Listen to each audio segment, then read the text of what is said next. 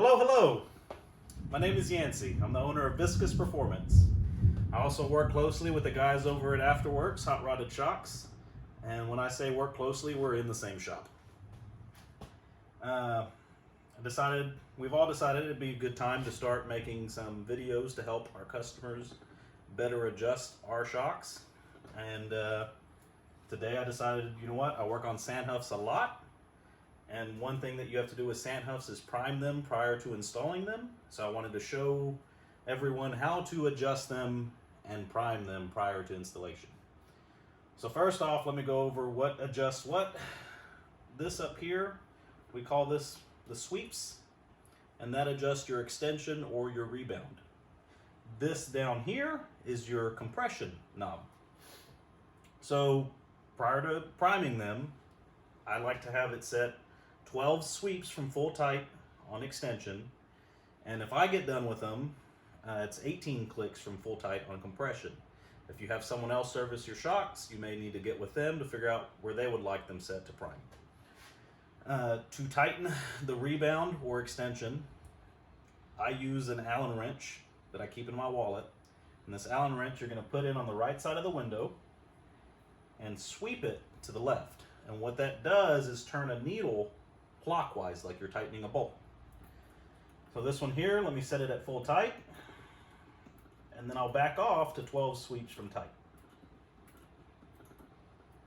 So 1, 2, 3, 4, 5, 6, 7, 8, 9, 10, 11, 12. So as I was loosening it, I was putting my pick on the left side of the window and sweeping it to the right. Now on your compression, it's the same exact thing. Clockwise is full tight, and you'll also see here there is a engraving that says which direction is tight.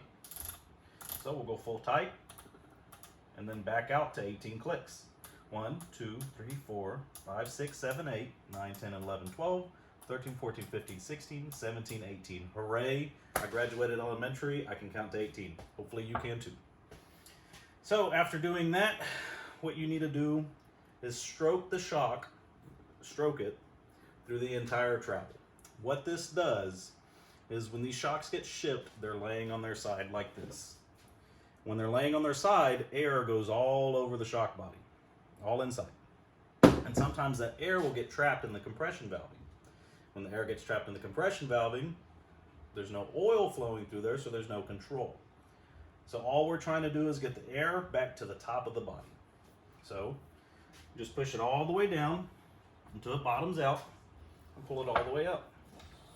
And it usually takes about 3 or 4 times to get it to prime. This one here was already primed, so it's good to go.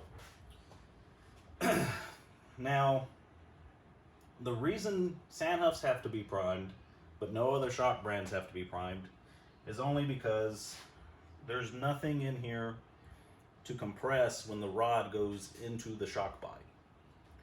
So what happens when the rod goes into the shock body is oil starts getting displaced and going through different ports. If you were to fill this shock all the way up with oil, there'd be nowhere for the oil to go because it's completely full. So the way we assemble our Santhuff shocks is we have the rod at full extension, and there's a void here with air, just barometric pressure. And so as we tighten it, the air gets trapped, and so that is what compresses instead of the oil. The reason other shocks don't need to be primed is they have things like this Viking Crusader that Afterworks has revalved. They have airbags in them, so they can be full to the top. And this airbag is trapped in the bag. It can't get anywhere in the valving. So you don't have to worry about it getting in the valving, causing issues with your car. Same with this AFCO here. They tend to use airbags as well. Other brands use neoprene, and then some shocks have a nitrogen pressure, like this inline canister. It's a strange shock that Ron G revalved, and it's got gas pressure in it. So Again, these don't have anything like that, so let me just show you what would happen if they were to not be primed. So here's a Santhuff shock. You never want to mount them body side up because they never will prime at this point. But this is set as the same setting as that other shock I just did, and you can see here the compression is going to do absolutely nothing. Watch. It didn't start to do anything until it got to the very bottom. It's because there's air in that valving there.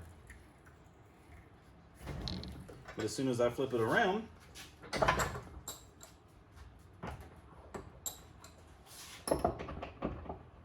can get it to prime up again. You hear that air?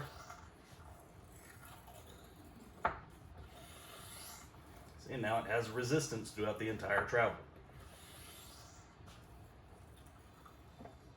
So that there is how to adjust and prime a Santhuff shock.